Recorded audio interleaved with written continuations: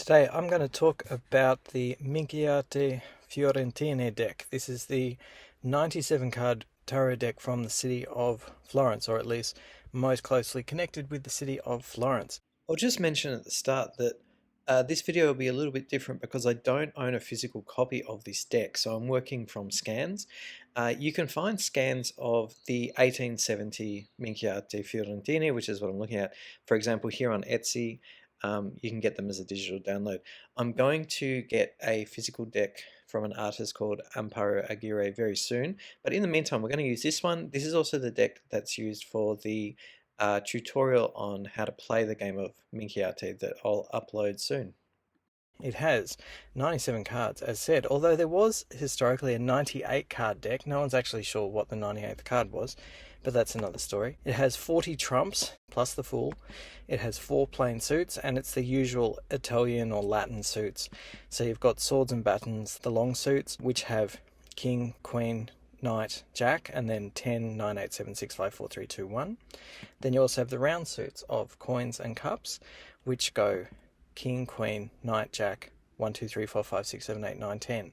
So it's a traditional tarot deck, which means that the suits of coins and cups basically run backwards. So the 1 is high and the 10 is low. Let's have a look at the cards. Firstly, in the suit of battens, you have 1, 2, 3, 4, 5, 6, 7, 8, 9, and 10. And then you have a Jack, a Knight, a Queen, and a King.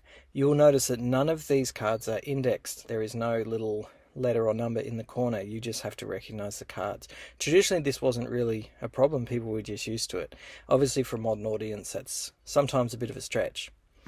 Then we've got the suit of swords. So there's your 1 of swords, 2, 3, 4, 5, 6, 7, 8, 9, and 10.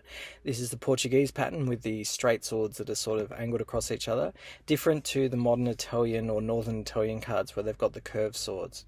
Then you've got a Jack, a Knight, a Queen, and a King. And you'll notice that all of the knights are basically centaurs, or like half beast, half humans. Onto the round suits. You've got the 10 of coins, 9, 8, 7, 6, 5, 4, 3, 2, and 1. And then you've got the Jack, but the Jack in the round suits is actually a maid. So it's basically a maid, then the Knight, who's a sort of a lion centaur, then the Queen and the King. Onto the suit of cups, which go from low to high, 10, 9, 8, 7, 6, 5, 4, 3, 2, 1. And then a maid, the Knight, the Queen, and a King. Okay, onto the trump series, and the low trumps are more or less what you'd expect. You've got the Pagato, the Begato playing, like a street performer. And then 2, 3, 4, instead of having the various priests, popes, and emperors, empress, that kind of thing, you've basically just got 3 different popes. And then you've got the lovers as number 5. From there, it goes pretty much like a normal tarot deck, at least what people expect. So you've got temperance, strength, justice, the wheel of fortune, and the chariot. And then you've got the old man, or here, instead of the old man, it's like someone who's crippled. And then you've got the hanged man, you've got death, you've got the devil, you've got the Tower of God, or the House of the Devil, depending on how you call it. Here they add 4 extra virtues. You have hope, prudence, faith, and charity.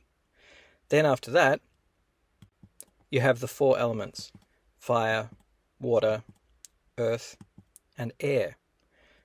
Then it goes through the 12 signs of the zodiac, although not in any particular order as far as I can tell. Maybe there's an order that I haven't quite worked out here.